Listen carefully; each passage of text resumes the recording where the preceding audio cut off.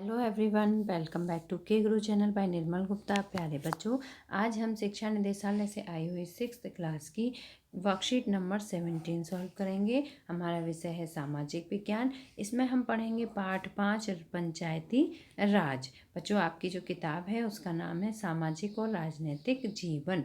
इसका पाठ 5 आप पढ़ेंगे पंचायती राज, जो कि आप पिछली वर्कशीट में भी पढ़ चुके थे। ठीक है, उसमें हमने ग्राम सभा के बारे में पढ़ा था। आज हम पढ़ेंगे ग्राम पंचायत के कार्य और उनकी आय के स्रोत।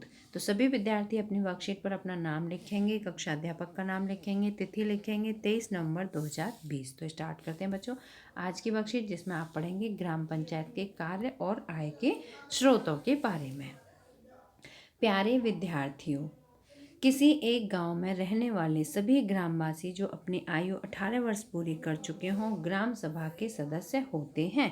बच्चों, ये हमने पिछली वर्कशीट में भी जाना था, है ना, कि जो व्यक्ति 18 वर्ष की आयु पूरी कर चुके हैं वो सभी ग्राम सभा के सदस्य होते हैं।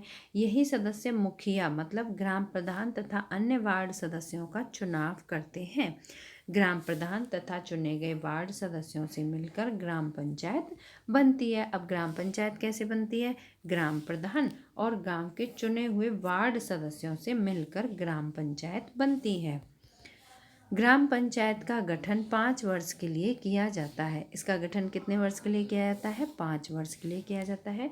ग्राम सभा की बैठक में ग्राम पंचायत अपनी योजनाएं लोगों के सामने रखती है और आम सहमति से गांव के विकास के लिए कार्य करती है। बच्चों, जो ग्राम सभा होती है इसी की बैठक में जो ग्राम पंचायत है वो अपनी योजनाएं लोगों के सामने रखती है। ठीक है, अपनी योजनाएं बताती है कि हम ये कार्य करने वाले हैं, और जब गांव के लोग अपनी सहमति दे देते हैं तो उसकी उन लोगों की सभी की सहमति के साथ ही विकास का कार्य ग्राम पंचायत करती है। तो अब हम जानेंगे ग्राम पंचायत के कौन कौन से कार्य हैं। तो देखिए, पहला कार्य है पानी के स्रोतों। पानी के स्रोत कौन कौन से होते हैं? जहाँ से हमें पानी प्राप्त होता है, जैसे नलकूप, कुआं, तालाब आदि की मरम्मत एवं रख रखाव। इन सभी की मरम्मत कराना, जैसे अगर टूट फूट हो जाती है तो उसकी मरम्मत कराना और उनकी रख रखाव करना। ठीक है, उनकी देखभाल करना। दूसरा है सड़कों और नालियों का निर्माण एवं मरम्मत करना। गांव में जो सड़कों का निर्माण होता है या नालियों का निर्माण होता है उसका कार्य ग्राम पंचायत कराती है। तीसरा है पंचायत घर, बारात घर, स्कूल आदि भवनों का निर्माण एवं रख रखाव। चौथा है गांव के लोगों को रोजगार देने संबंधी सरकारी योजनाएं लागू करना। और पांचवा है पशुधन विकास कार्य। ठीक है, पशुधन विकास कार्य। तो बच्चों, ये जो ग्राम पंचायत होती है तो बहुत ही इंपॉर्टेंट कार्य करती है गांव में, है ना। ये सभी कार्य आपको अच्छी तरह समझकर याद भी करने हैं। इसके बाद बच्चों, हमें कैसे पता चलेगा कि ग्राम पंचायत की इनकम कैसे होती है? जानने के लिए हम जानेंगे ग्राम पंचायत की आय के स्रोत। देखिए, पहला है गांव के बाजार और मेलों पर लगाए जाने वाले कर से मिलने वाली राशि। गांव में जो बाजार लगते हैं या जो मेले लगते हैं उन पर टैक्स लगाया जाता है ना, और वो टैक्स कौन लेता है? ग्राम पंचायत लेती है। ठीक है, तो जो टैक्स लेती है तो उससे ग्राम पंचायत की इनकम होती है। दूसरा है पशुओं की खरीद व बिक्री पर लगाए जाने वाला टैक्स, है ना। कर का मतलब जो टैक्स लगा देते हैं, पशुओं की खरीदेंगे उन पर भी और जो बिक्री करने आए हैं उन पर भी टैक्स लगाते हैं, तो उससे ग्राम पंचायत की इनकम होती है। तीसरा है तालाबों में मछली पालन से होने वाली आमदनी। अभी हमने जाना था कि पानी के स्रोतों का रख रखाव ग्राम पंचायत करती है। तो जब वहाँ पानी का स्रोत है, तालाब भी पानी का स्रोत है, तो वहाँ पर मछली पालन जो किया जाता है उससे जो इनकम होती है उसे ग्राम पंचायत रखती है। नेक्स्ट है विभिन्न सरकारी विभागों द्वारा चलाई गई योजनाओं की राशि जो जिला पंचायत द्वारा आती है। जिला पंचायत भी कुछ राशि भेजती है बहुत सारी योजनाएं चलाने के लिए। तो जो राशि भेजती है, राशि मतलब धन, जो धन भेजती है, और तो उससे भी ग्राम पंचायत की इनकम होती है। नेक्स्ट है समुदाय के काम के लिए मिलने वाला दान। अभी हमने पढ़ा था जैसे स्कूल का निर्माण करना, बारात घर बनाना, पंचायत घर बनाना, तो ये सब क्या थे? ये समुदाय के लिए किए जाने वाले काम हैं जिसमें समाज को लाभ हो। तो उसमें जो दान मिलता है उससे भी ग्राम पंचायत की इनकम होती है। ठीक है बच्चों, तो ये सभी थे ग्राम पंचायत की इनकम के स्रोत। अब हम यहाँ पढ़ेंगे सभी प्रश्नों को और उनके उत्तर देंगे। बहुत ही सरल वर्कशीट आती है आपकी।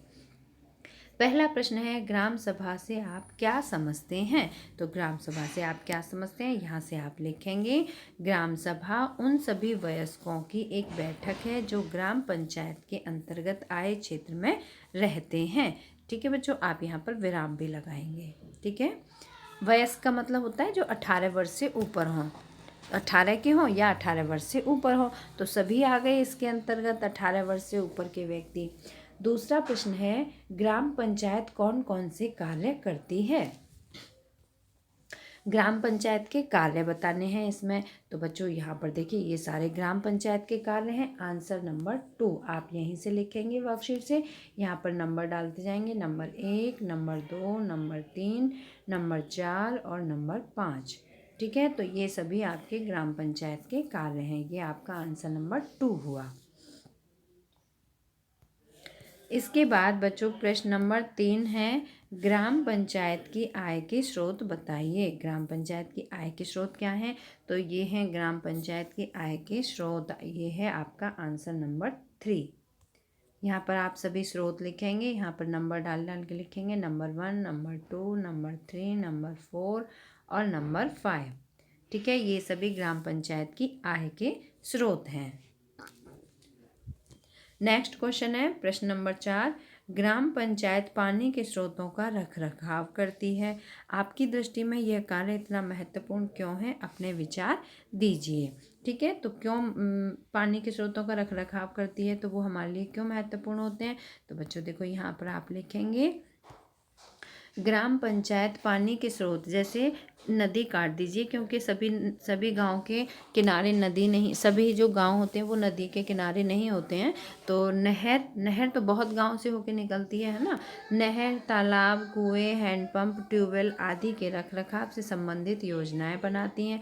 जैसे स्वच्छ पेयजल के उपयोग, अगर वो रखरखाव नहीं करेगी तो हमें स्वच्छ पेयजल कहाँ से मिलेगा? तो इसीलिए जैसे स्वच्छ पेयजल के उपयोग व पेयजल को प्रदूषण से बचाने के लिए नुक्कड़ नाटक, जनसभाएं, पद यात्रा आदि के माध्यम से जन चेतना लाती है।